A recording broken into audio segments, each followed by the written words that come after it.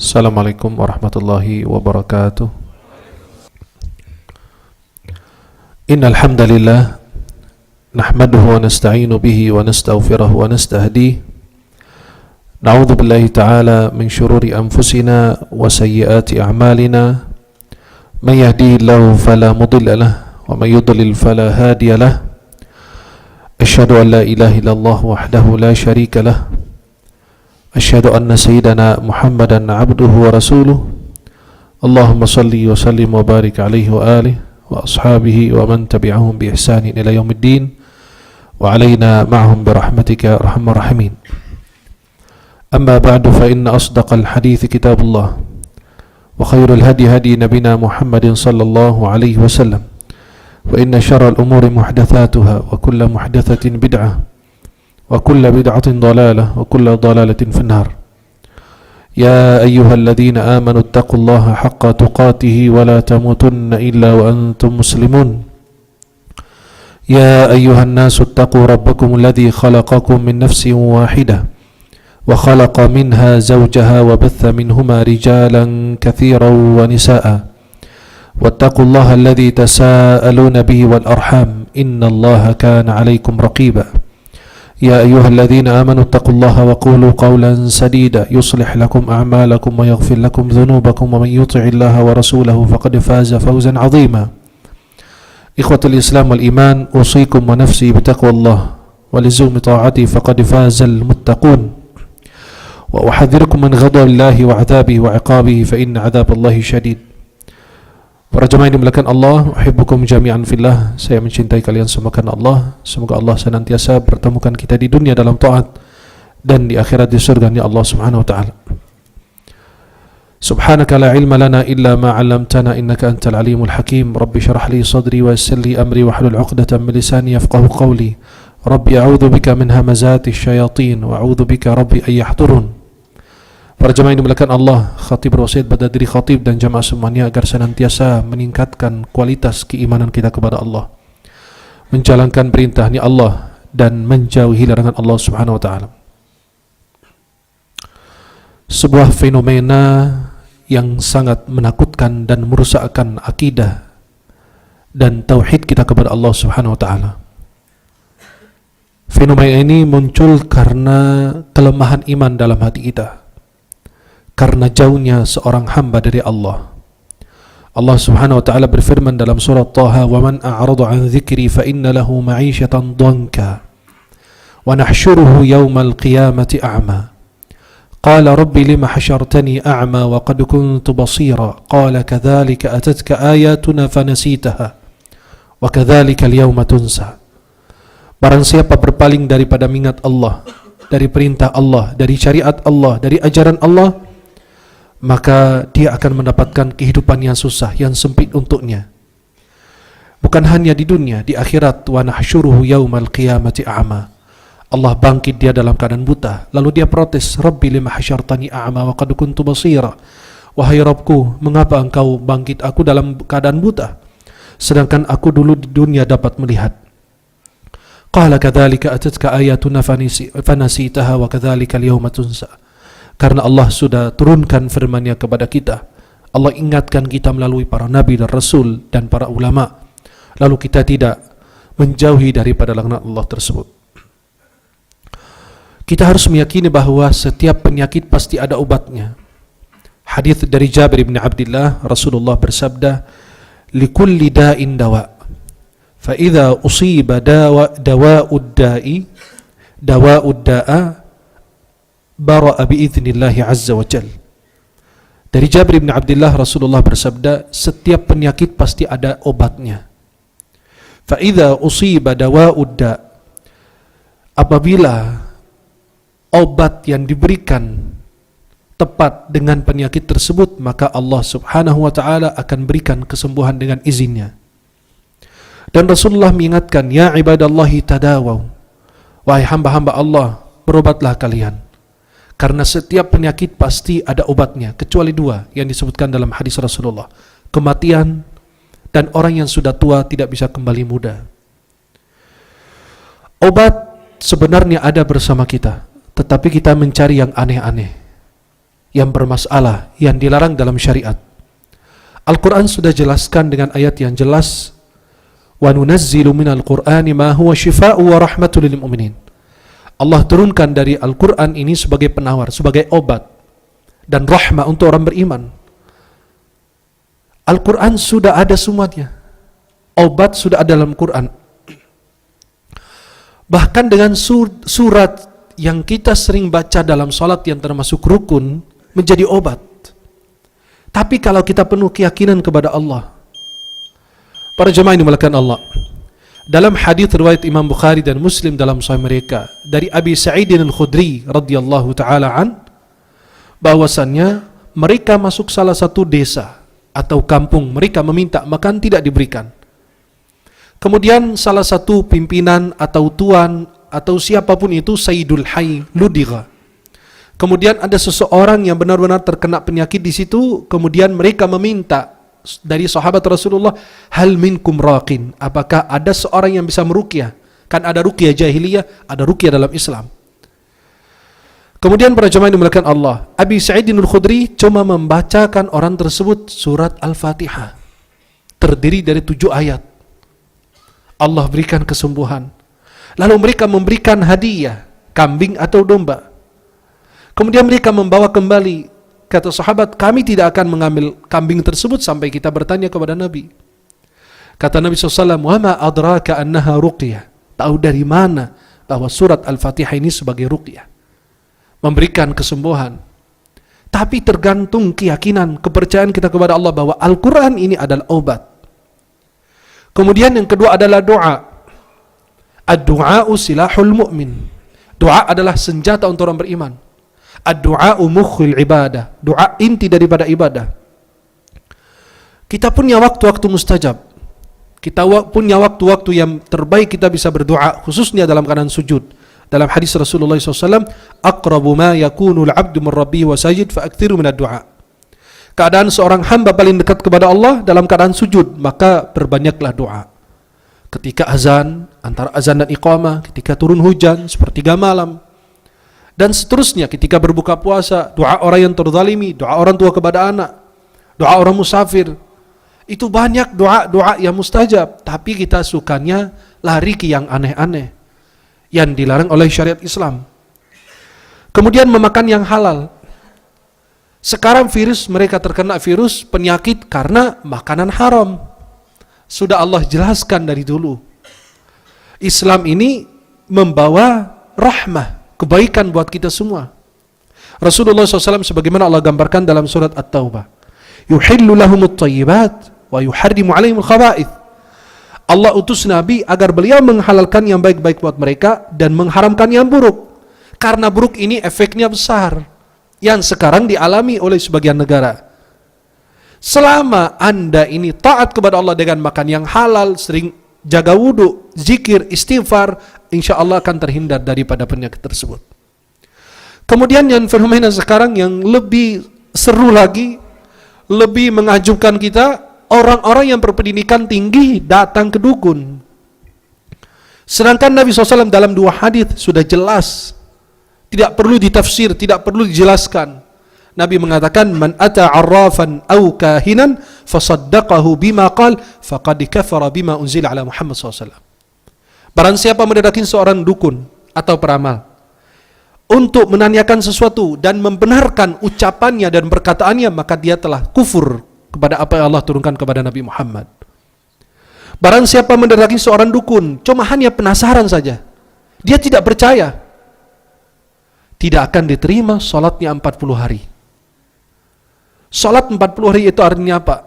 Pahalanya musnah, hilang, tapi kewajiban gugur. Maka ulama mengatakan tidak wajib mengqadha salat itu tersebut. Tapi pahalanya, kewajiban hilang, gugur, tapi pahalanya dia tidak dapat. Sia-sia salat 40 hari. Sedangkan Anda dalam setiap kali salat, iyyaka na'budu wa iyyaka nasta'in. Hanya kepadamu ya Allah kami menyembah, dan hanya kepadamu kami memohon pertolongan. Para jemaah yang dimuliakan Allah Subhanahu wa taala, di Indonesia sekarang fenomenanya yang lebih seru lagi dibanding negara-negara lain. Karena kita memang suka yang yang aneh-aneh. Salat tarawih kita paling cepat di dunia, itu aneh. 7 menit 23 rakaat. Di Indonesia kita mampu menghadirkan malaikat, bisa kita manggil malaikat, dan bisa kita manggil Rasul. Sedangkan sahabat aja nggak bisa. Sedangkan ulama katakan bahwa malaikat ini adalah makhluk lembut diciptakan dari cahaya. Bisa berbentuk-bentuk. Dalam rupa manusia, Jibril turun dalam bentuknya Dihyal Kalbi, seorang sahabat. Dan tidak ada satupun makhluk Allah yang mampu mengendalikan malaikat, siapapun dia. Apapun ilmunya, seluas apapun ilmu, setinggi apapun ilmu, gak ada yang bisa mendatangkan malaikat. Rasulullah aja pertama kali bertemu dengan Jibril, bayangkan apa yang terjadi kepada beliau. Zammiluni, zammiluni. Beliau gemetar ketika pertama kali ketemu Jibril dalam rupa aslinya, bentuk aslinya. Nabi melihat Jibril dalam bentuk asli 2 kali. Pertama ketika di Gua Hira, pertama kali mendapat wahyu, maka Nabi gemetar SAW. Zammiluni, selimuti aku. Allah turunkan, ya ayyuhal muzammil. Yang kedua, ketika Isra Mi'raj, ketika Sidratul Muntaha, Rasulullah SAW melihat Jibril dalam rupa aslinya, memiliki 600 sayap. Dan tidak ada satupun, malaikat ini adalah apa? Petugas pelayannya Allah. Tentaranya Allah. Wa ma ya'lamu junuda rabbika illahu. Tidak ada yang mengetahui tentaranya Allah kecuali Allah sendiri. Kalau kita perhatikan dalam Sahih Bukhari, ketika ada jeda waktu, Jibril tidak turun, Nabi SAW rindu, ingin berjumpa dengan Jibril. Ketika Jibril datang bertemu dengan Nabi SAW, Nabi mengatakan, kenapa kamu tidak mengunjungi saya melebihi daripada yang biasanya? Jibril tidak bisa menjawab, karena Jibril adalah pelayan. Walaupun termasuk malaikat yang paling mulia di sisi Allah. Allah khususkan beliau membawa turun wahyu. Allah turunkan firman-Nya, وَمَا نَتَنَزَّلُ إِلَّا بِأَمْرِ رَبِّكَ. Tidaklah kami turun, Jibril, dengan keinginan kami sendiri. Kami turun melalui perintah dan izin Tuhanmu. Maka tidak ada satupun yang bisa menatakan itu ocehan, itu yang tidak harus kita dengar. Kenapa banyak umat sampai antri sampai 2021 ke tempat orang-orang dukun seperti itu, dan saya menentang mereka. Semuanya saya nentang. Saya bilang silakan, mau di acara terbuka, mau di televisi, mau di depan umum, tapi di depan umum disaksikan bahwa ini kebatilan. Kita belajar ruqyah bertahun-tahun, tidak pernah ada satupun guru kita yang menyatakan hal demikian. Atau kitab-kitab ruqyah, silakan lihat. Karena ini sebuah kebatilan, dan kebatilan itu akan musnah pada saatnya. Wa qul ja'al haqq wa zahaqal batil. Kalau yang hak itu sudah hadir, yang batil itu akan lenyap, akan musnah, hilang, hancur. Tapi karena kita memberikan peluang bagi mereka, maka mereka itu makin terkenal, naik daun. Seharusnya orang itu bisa meruqyah dirinya apa?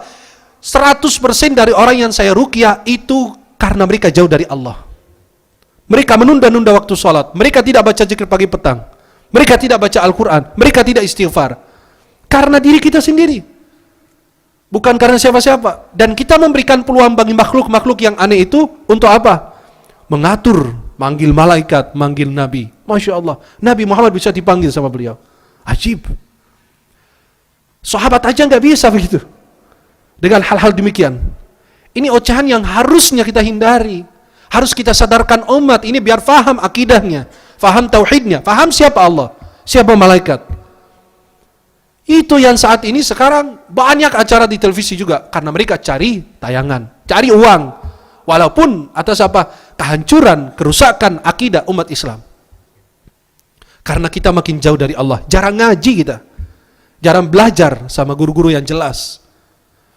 Sampai bisa melihat jin, itu sebuah kebohongan yang jelas. Gak bisa ada yang bisa melihat jin dalam rupa aslinya, kecuali kalau berubah menjadi manusia. Hadisnya sudah jelas. Hadis Abu Hurairah, beliau menangkap jin yang mencuri kurma sedekah. Dan jin mengajarkan, kamu lepas aku 3 kali dipegang, ditangkap. Dia bilang, lepaskan aku, saya kasih amalan. Jin itu bisa kasih amalan juga. Dia bilang, kalau kamu mau terhindar dari godaan jin, baca ayat kursi. Lalu sampaikan kepada Rasulullah, kata Nabi, sadaqaka wa huwa kadzub. Benar ucapannya, bahwa kamu kalau baca ayat kursi terhindar dari jin, godaan syaitan, tapi dia tetap bohong. Maka menurut ulama bahwasanya pada dasarnya jin itu berbohong semua. Itulah para jamaah yang dimuliakan Allah. Kenapa? Karena kejauhan kita dari Allah, dari ibadah, dari zikir. Saya yakin orang yang baca habis subuh la ilaha illallah la syarika lahu hamdu qadir 100 kali, bagaimana mau disentuh jin, diganggu jin. Pagi hari baca ayat kursi, Pagi hari baca zikir pagi dan petang, atau sore hari baca zikir petang. Coba bayangkan, sebagai umat Islam selalu bersama Allah. Nabi sehari aja dalam 2 riwayat 70 sampai 100 kali istighfar. Kita bersolawat, kita baca ayat-ayat Al-Quran, kita jaga wudhu, makan kurma, ajwa, sebagaimana Nabi jelaskan dalam hadisnya di pagi hari. Tidak akan terkena sihir, tapi sebenarnya kita bisa meruqyah diri kita sendiri. Tapi kita cuma hanya sebab memberitahukan, menjelaskan kepada masyarakat karena kurang ilmu. Khususnya orang-orang awam yang tidak faham bagaimana cara meruqyah diri sendiri. Dan ruqyah itu ada syaratnya. Yang pertama menggunakan ayat Allah, sifatnya, atau doa yang diajarkan Rasulullah SAW. Yang kedua, meyakini bahwa ruqyah itu tidak akan memberikan kesembuhan dengan zatnya. Itu cuma perantara.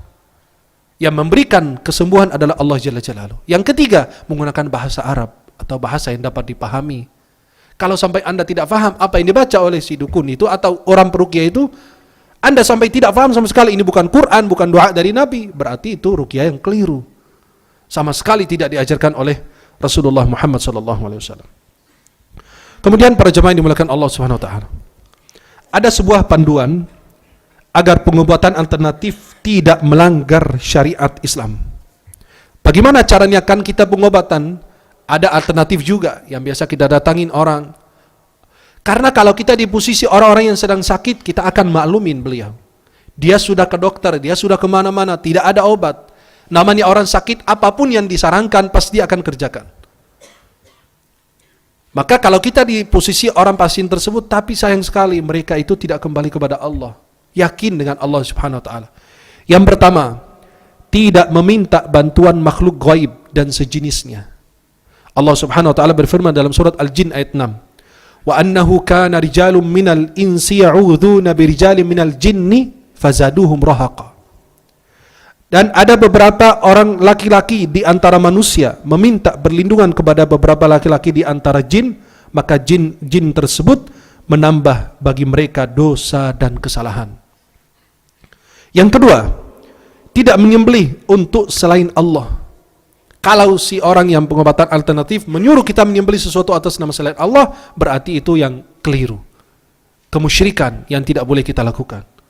Karena kita selalu menyebut nama Allah Subhanahu wa taala ketika menyembelih sesuatu. Yang ketiga, tidak menggunakan sesajen.